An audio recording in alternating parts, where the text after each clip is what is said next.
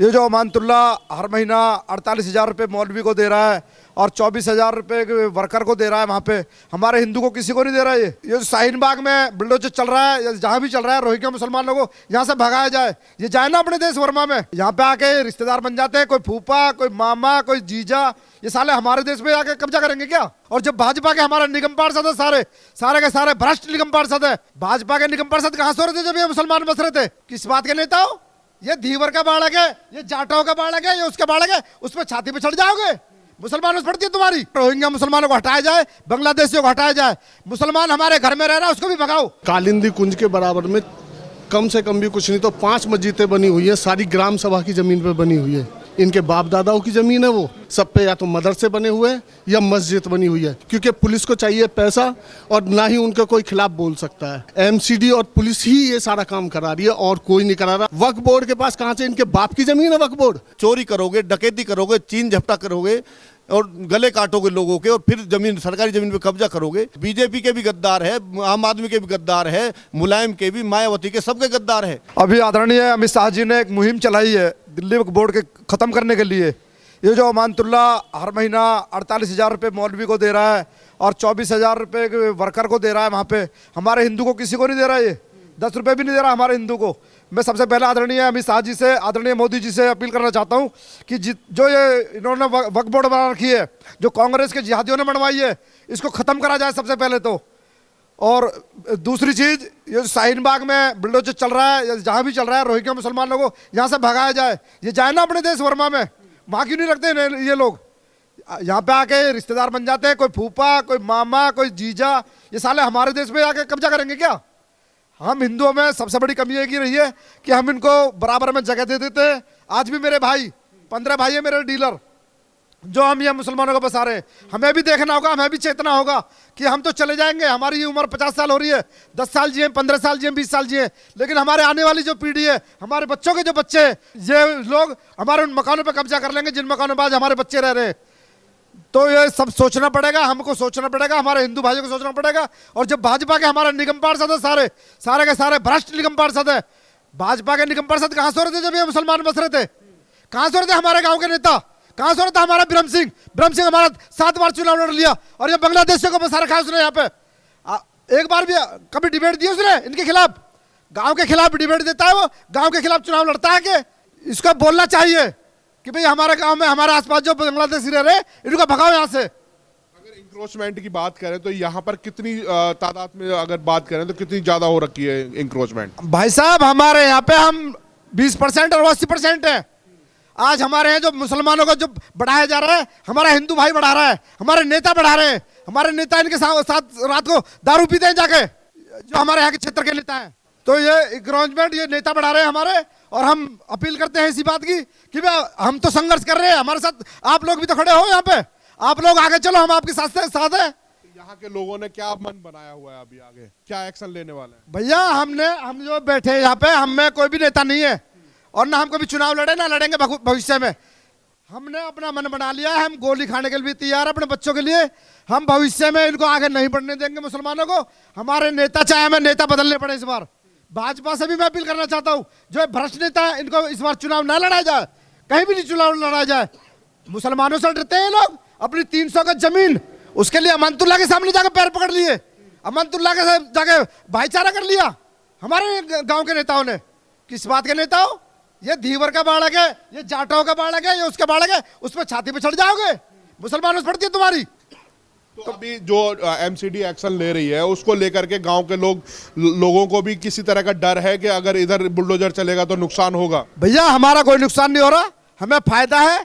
मुसलमानों को हटाया जाए यहाँ से, रोहिंग्या मुसलमानों को हटाया जाए, बांग्लादेशियों को हटाया जाए। मुसलमान हमारे घर में रह रहा है, उसको भी भगाओ।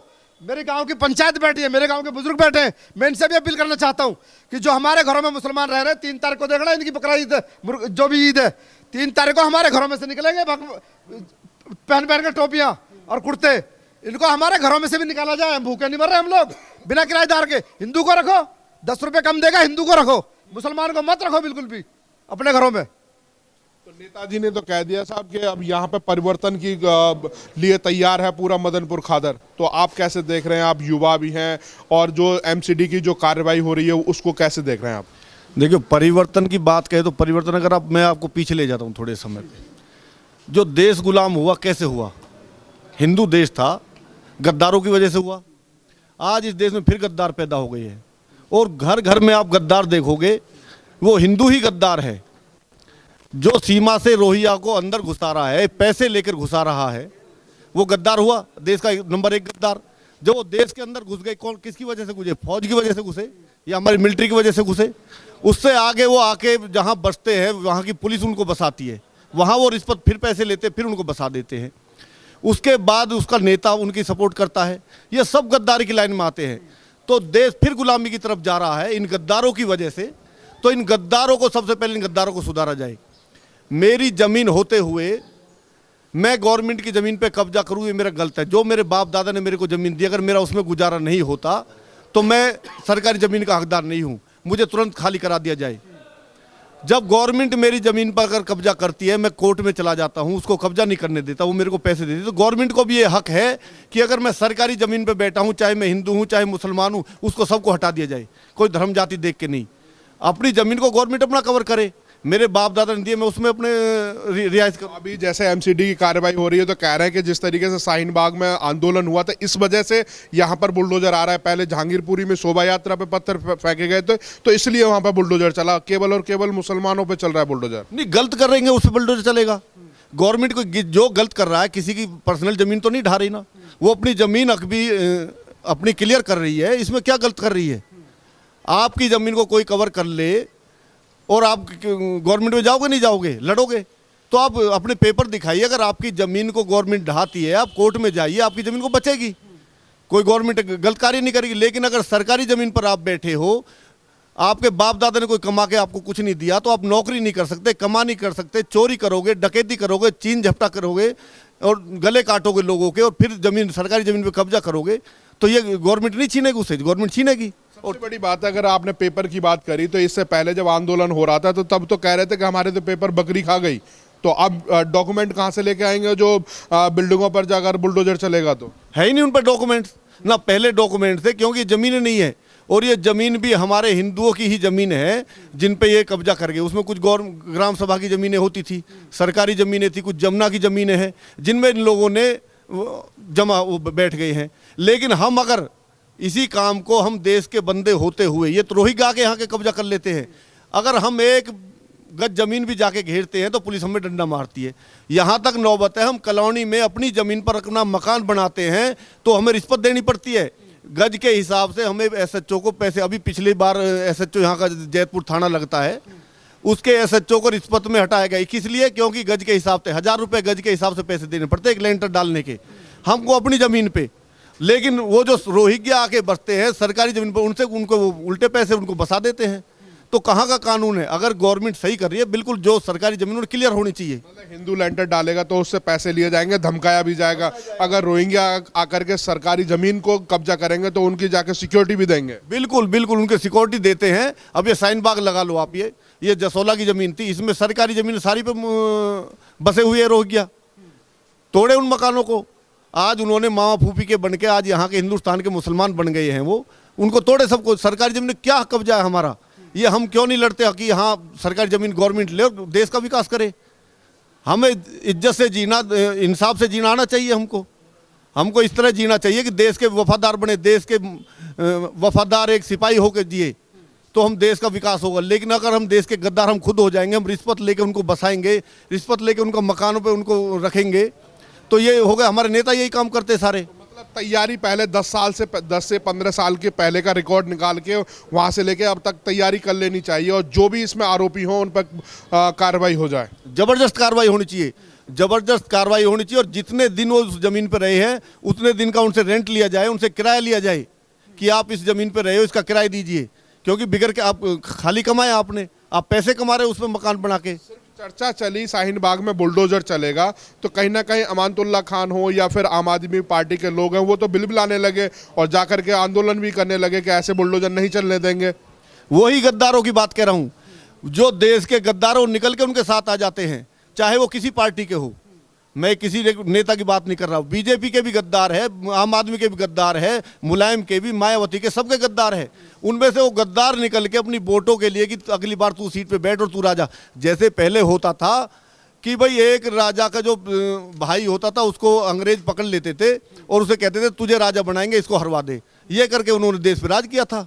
आज भी वही हाल हो रहा है। इनको सबको गद्दी चाहिए, सबको कुर्सी चाहिए, चाहे देश गर्क में जाए, चाहे जमीनों पे कब्जा हो जाए, चाहे रोहिंग्या आके बढ़ जाए, चाहे कल वो इन्हीं को खुद गर्दन काट के वो खुद राजा बन जाए, लेकिन इनको गद्दार कुर्सी चाहिए और देश के साथ गद्दारी। सबसे पहले इनको गद्दारों को भी पीटना चाहिए, इनको भी जेल में डालना चाहिए जो देश का गद्दार है, जो देश के खिलाफ बोल। वैसे क्या नाम है आपका? मेरा नाम दिनेश कुमार है जी। दिनेश जी, आप कैसे देखते हैं अगर एमसीडी कार्रवाई करती है और शाहीन बाग से तरह तरह के अब वहाँ से ऐलान भी होने लगे हैं कि यहाँ गलती मत कर देना बुलडोजर भेजने की? भाई साहब, जो चीज़ हो रही है वो सारी चीज़ जेन्युइन हो रही है और सही हो रही है। हम तो ये चाहते हैं कि सारी चीज़ें होनी चाहिए बिल्कुल। जो अनऑथराइज बसा हुआ है, चाहे वो हिंदू है या मुस्लिम है, वो हटना चाहिए यहाँ से।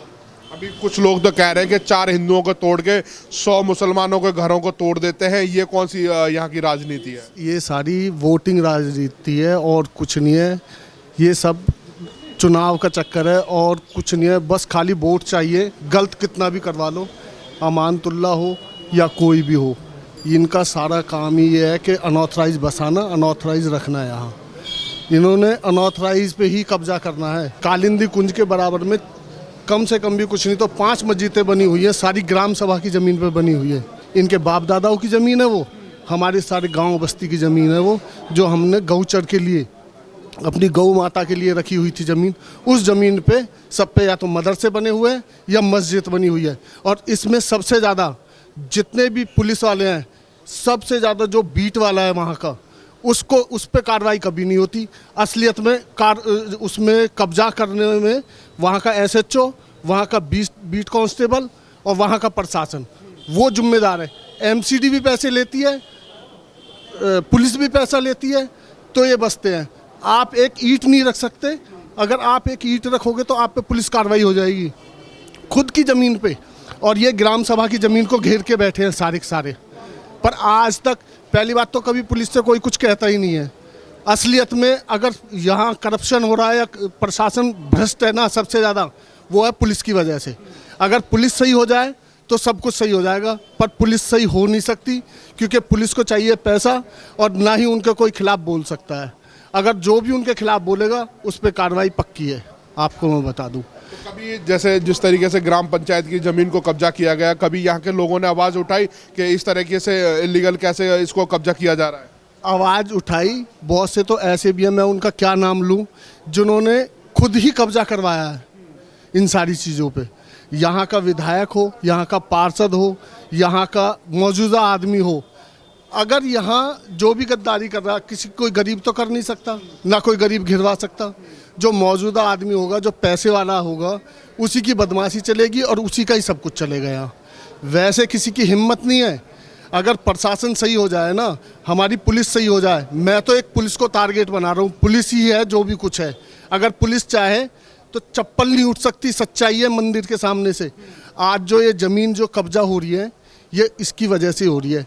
MCD और पुलिस ही ये सारा काम करा रही है और कोई नहीं करा रहा। आप नेताओं को किसी को कुछ बोलो, किसी की हिम्मत क्या है? हमारे कानून के अंदर नेता है क्या? कुछ नहीं। हमारा सबसे बड़ा संविधान है। ये संविधान का सहारा लेते हैं ज़बरदस्ती का, पर संविधान पे चलता कोई नहीं है। इनमें से सबसे ज़्यादा अगर करप्ट है तो हमारी पुलिस और हमारे नेता। और अगर बुर्के की बात आती है तो कहते हैं कि हमारा धर्म, हमारी कुरान और ये अलाउ नहीं करती। अगर कोई बात अगर कब्जे की आए या फिर कोई कानून बनाया जाए तो वहाँ संविधान लेकर के ढिंढोरा पीटना शुरू कर देते हैं। भाई साहब, इनके कुरान में इनके उसमें लिखा कहाँ है कि भाई बुर्का पहनना है? पर जो चीज़ कानून के खिलाफ होगी उस पे सबसे ज़्यादा जोर देंगे। सबसे बड़ी बात है कि ये गज़वाए हिंद लेके आना चाहते हैं। यहाँ जो भी होगा वो सारी चीज़ चाहते हैं कि भाई कुछ भी हो, बस यहाँ मुस्लिम राज हो। मुस्लिम राज इस देश के अंदर ना, ये सोच लीजिए, ये सोच रहे हैं, ये सोचते रहो। पर हिंदू अब इतना जागरूक हो चुका है, मुस्लिम राज क्या लग रहा है, योगी जैसा नेता चाहिए था दिल्ली को? बिल्कुल चाहिए, योगी जैसे ही चाहिए। अगर योगी जैसे रहेंगे सब कुछ अच्छा रहेगा, प्रशासन टाइट रहेगा, अच्छा रहेगा, नहीं तो यहाँ आने वाले समय में कत्लेआम होगा। सच्चाई सबसे बड़ी बात है कि अगर योगी का बुलडोजर चलता है तो वो धर्मनिरपेक्ष हो जाता है, उस पर किसी तरह का धर्म का आरोप नहीं लगता। अगर दिल्ली में एमसीडी का बुलडोजर चलता है तो उसको धर्म के आधार से कह देते हैं कि ये केवल और केवल मुसलमानों के ऊपर चल रहा है। ऐसा क्यों, दोहरीकरण क्यों हो रहा है? भाई साहब, ये दोहरीकरण इसलिए हो रहा है क्योंकि हम ना हिंदू बहुत कमज़ोर हो चुके हैं और हमारे अंदर ना हमारी रीढ़ की हड्डियों में पानी भर चुका है। अब हमें हराम के खाने की आदत पड़ चुकी है।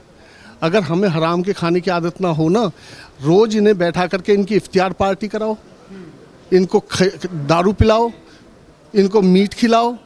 आज जितनी भी दुकानें हैं ना, वहाँ जितनी भी ज़मीन है वो सारी हिंदुओं की ज़मीन है। शाहीन बाग के अंदर किसने बेची है? वो ये गांव के चौधरियों ने, गांव के रईस आदमियों ने। आज जो रईस बन रहे हैं, अगर वो ज़मीन मुस्लिमों को नहीं दे करके अगर हिंदू को 10 रुपये सस्ती देते तो आज वहाँ कोई बसता? आप एक हिंदू वहाँ जा कर के बोल नहीं सकता, किसी की ताकत नहीं, अपना रेंट ढंग से नहीं ले सकता, किराया ढंग से नहीं ले सकता। अगर जो मर्जी चाहेंगे, आप खाली करवा के देख लो एक बार। आपको अगर आप चाहते हो कि मैंने एग्रीमेंट कर रखा और मैं जल्दी से खाली करवा लूँ, आपकी ताकत नहीं है। आप जनसंख्या में ज़्यादा हो पर अपने इलाके में हो, वहाँ नहीं हो। शाहीन बाग के अंदर तो आप बोल भी नहीं सकते। हिंदुओं की प्रॉपर्टी है, अगर उसमें दुकान किराए पे ले रखी है या मकान किराए पे ले रखा है तो एग्रीमेंट के अनुसार भी खाली नहीं करा सकते। नहीं करा सकते जल्दी से आप। इस तरह की दादागिरी है, दादागिरी है। और जब से ये अमानतुल्लाह जी हुए हैं ना यहाँ, तो भैया और भी ज़्यादा, बहुत ज़्यादा परेशानी हो चुकी है इस गाँव के अंदर। आपको बता दूँ, इतने परेशान है लोग बाग हमारे यहाँ। किराया समय पे मिलता है, नहीं मिलता है? किराया, मैं कह रहा हूँ किराया तो किराया, अभी जो CA NRC चला था, इसमें किराया किसने दिया? एक आदमी ने भी किराया नहीं दिया। और सारे मोमडन है, सारी दुकानों में मोमडन है। एक मुस्लिम ने किराया नहीं दिया कि भाई हमारी तो दुकानें बंद हैं, हमारा सारी चीज़ बंद है, हम क्या करें, क्यों दें? और कोई लेके दिखा दो और खाली करा के दिखा दो। किसी की ताकत ही नहीं है। यहाँ कितने बोल लो, यहाँ कितने भौंकते रहो, पर वहाँ बोलने की या किसी में ताकत नहीं है। ना कोई बोल सकता, ना कोई कुछ कर सकता। तो क्या लग रहा है कि जिस तरीके से वहाँ बुलडोजर जाएगा तो उसके लिए भी कह रहे हैं कि बुलडोजर घुस नहीं सकता यहाँ पर? प्रशासन चाहे, ये इनकी तो औकात क्या है। अगर प्रशासन चाहे ना, तो मैंने आपसे पहले बोला कि मंदिर के आगे से कोई चप्पल नहीं उठा सकता। इनकी अगर प्रशासन चाहे 1 मिनट में खाली करा दे, पर प्रशासन नहीं चाहेगा, नहीं चाह रहा इन सारी चीज़ों को। ये वोट राजनीति है सारी। आज इस देश के अंदर आपको बता दूं, 3 संस्थाओं पे ज़मीन है सबसे ज़्यादा, किसी को पता हो या ना पता हो।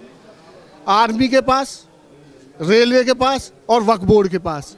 वक्फ बोर्ड के पास कहाँ से? इनके बाप की ज़मीन है वक्फ बोर्ड। और जितने भी आप बोलते हैं ना कि मुस्लिम बहुमूल्य क्षेत्र हो गया, ये सारे हिंदू ही हैं। जो डरपोक हिंदू थे ना इस देश के अंदर, सबसे बड़े डरपोक थे, वो जाकर के मुस्लिम बने हैं। उन्होंने अपना मुस्लिम धर्म अपनाया है। कट्टरता दिखाई जा रही है, कट्टरता दिखाई जा रही है। पर यह कट्टरता यहाँ नहीं चलेगी ना, अब ऐसे चलेगी। हिंदू जागरूक हो चुका है, हिंदू जानने लगा है कि हिंदू है और हिंदू वास्तव में ही क्षत्रिय था और दयाशील है। जब अपनी पे आएगा तो बख्शेगा नहीं। ये तो सदा के डरपोक नामर्द थे। जो नामर्द थे, डरपोक थे, वही तो मुस्लिम बने। जो हिंदू है वो तो आज भी हिंदू है, जो असली क्षत्रिय है। ये क्षत्रिय नहीं थे, ये गद्दार थे और डरपोक थे, जो आज ये मुस्लिम बन के बैठे हैं। भाई कह रहे थे कि इन्होंने धर्म तो बदल लिया, गोत्र आज तक नहीं बदला इन्होंने। ना गोत्र बदला जाएगा, क्योंकि इनके अंदर ना तो इतनी ताकत है। ये भीड़ है ना, बस अगर ये भीड़ में रहेंगे तो सब कुछ है। और ये अकेला सिंगल आएगा तो राम राम करके जाएगा यहाँ से, और राम राम करता है। ये इतना डरपोक है, मैं आपको बता देता हूँ, इनसे बड़ा डरपोक पूरी दुनिया में नहीं है कोई भी। कट्टरता, इन्हें मारते क्यों है ये? क्योंकि इन्हें पता है कि अगर इन्हें नहीं मारेंगे ना हम, तो ये हमें मार देंगे या हमसे बहस करेंगे। आप ये बहस करने लायक नहीं है, ना ये इनके बस की जवाब देना। आज तक ये जवाब ही नहीं दे पाए, ना जवाब दे सकते हैं, क्योंकि इन पे जवाब ही नहीं है कोई भी। डरते हैं ये, और सबसे ज़्यादा डरपोक हैं ये। बस ये चाहते हैं कि हमारा जो है ना राज आए, कैसी भी आए, इस्लामिक हो हम सब। अरे इस्लाम में क्या रखा था और क्या रखा है? जितने भी डरपोक हो तुम, सारे के सारे तुमने अपना ये इस्लाम बना रखा है, और इस्लामिक धर्म यहाँ चलेगा नहीं, इस देश के अंदर नहीं चलेगा। तो आपने यहाँ के लोगों की राय देखी, और ऐसी राय देखने के लिए आप हमारे साथ जुड़े रहिएगा। जय हिंद, जय भारत।